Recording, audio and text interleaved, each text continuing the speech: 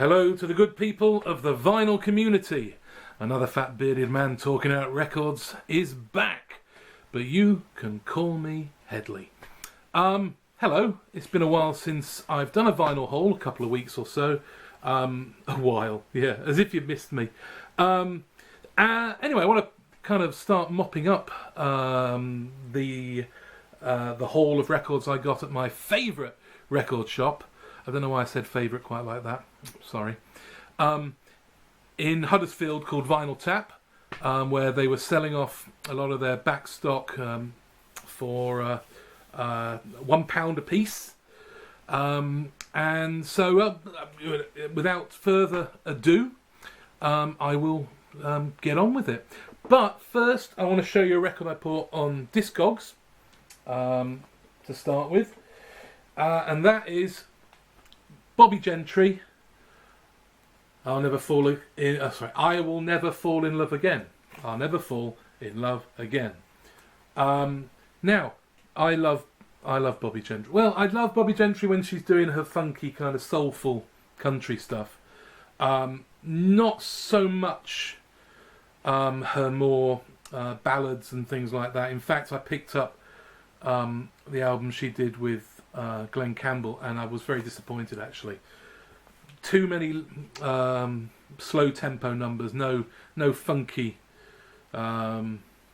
stuff going on. But I have been after an album of hers called Fancy for ages, and what I only found out recently is that in the UK it was released as I'll Never Fall in Love Again, and it's basically got the same track listings and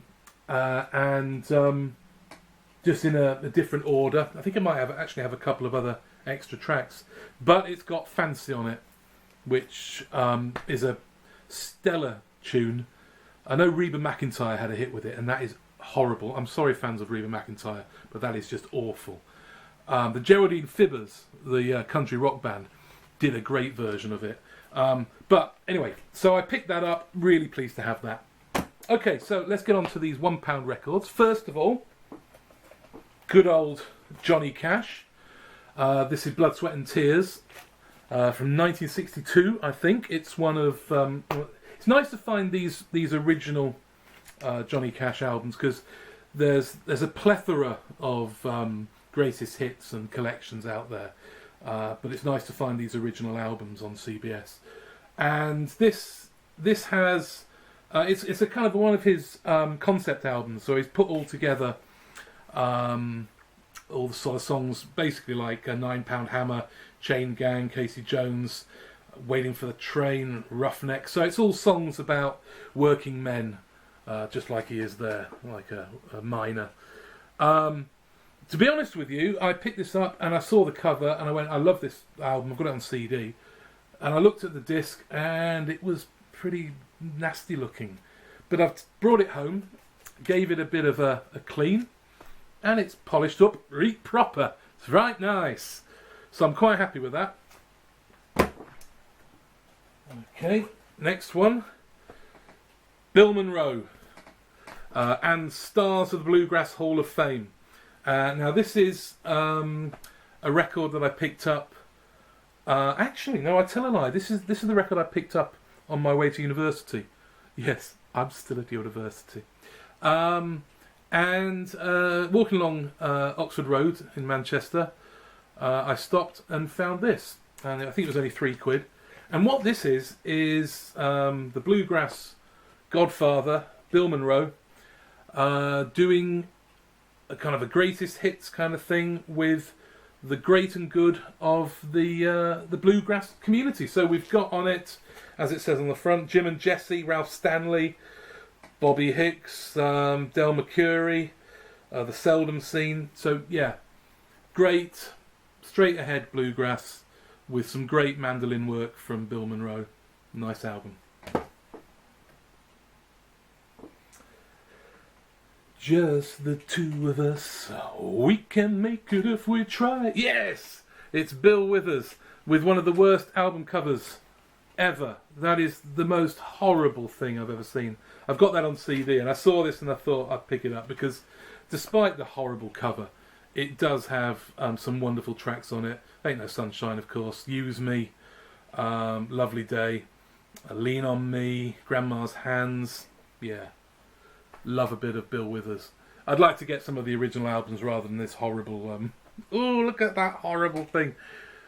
I'm trying to work out what's going on here. So we've got the ladies' cigarillo, in the ashtray there.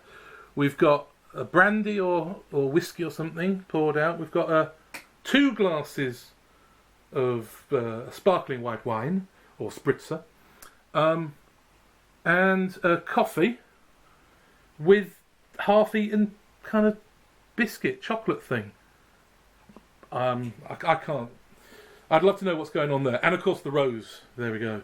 So yeah, very romantic looking scene. Yeah.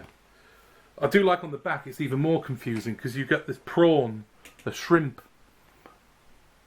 That's crazy. Right. Now, in the first video I filmed, I showed another one of these. Now, I think the one I got was volume 2. This is the Hit Kickers series, volume 9, and it is a 3, as it says here, a special 3 record set featuring T-Bone Walker, Joe Barry, Johnny Winter, Barbara Lynn, and Doug Sahm. And the previous one I wasn't very impressed with, but at £1 for 3 records, I couldn't really turn it down. And I think it's never been played, it's brand new. The previous one I got, I think, was in its shrink wrap, but this one wasn't. But I think it never had been played. And yeah, it's an obscure record label. Yeah, there's some interesting some other people who I have heard of. Clarence Frogman Henry is on here. Who else did I see?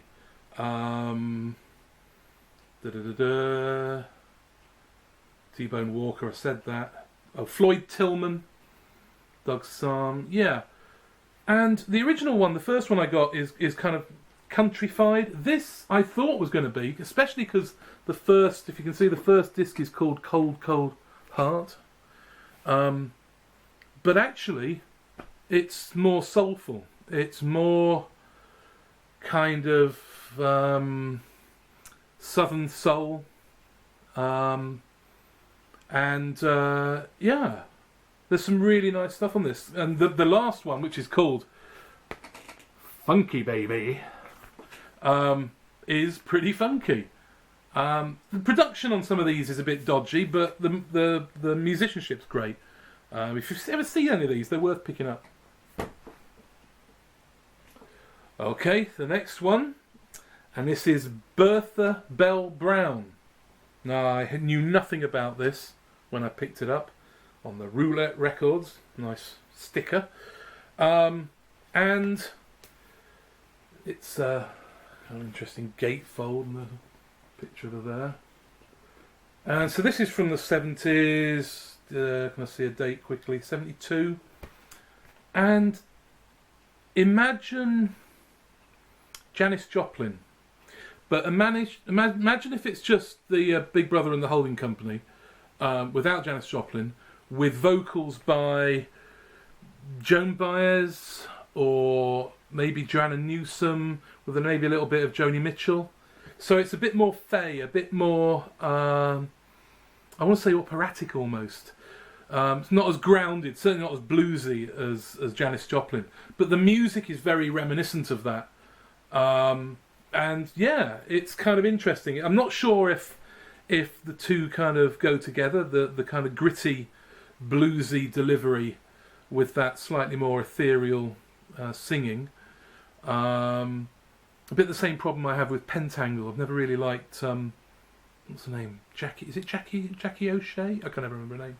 Anyway, so that's Bertha Bell Brown, self-titled album. On Mainstream Records. Liam will like this one. Yep. George Strait, Oceanfront Property. Look at him there. This is from '87. It's about his 5th album or something like that. A real sort of traditionalist. One of the sort of artists that looked back to the roots of honky tonk and Western swing, sort of putting them together and selling a hell of a lot of records. And he was actually one of the artists that managed to weather the coming of the Garth Brooks and the big hat acts. Not that he hasn't got a big enough hat himself there, but yeah, nice stuff. I got this because it's got my favourite track of his, "All My Exes Live in Texas," which is a great tune. Nice tongue-in-cheek, funny song, really. But yeah, great voice, traditional country. He's worth checking out.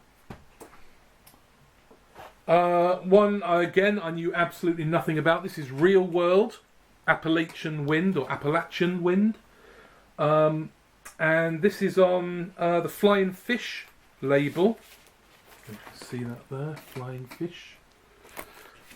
Which the only other Flying Fish record I got, I showed in my first video. So maybe I should make this my last video. It should go in full circle. That's it. We've gone back round. But yeah, it's an interesting album. This, it's kind of like it says, really, Apalachin Wind. It's kind of folky, old timey. We've got it's interesting because there's kind of more folk tin stuff, and then there's cover versions of things like Walking After Midnight and Trouble in Mind. But a very nice album.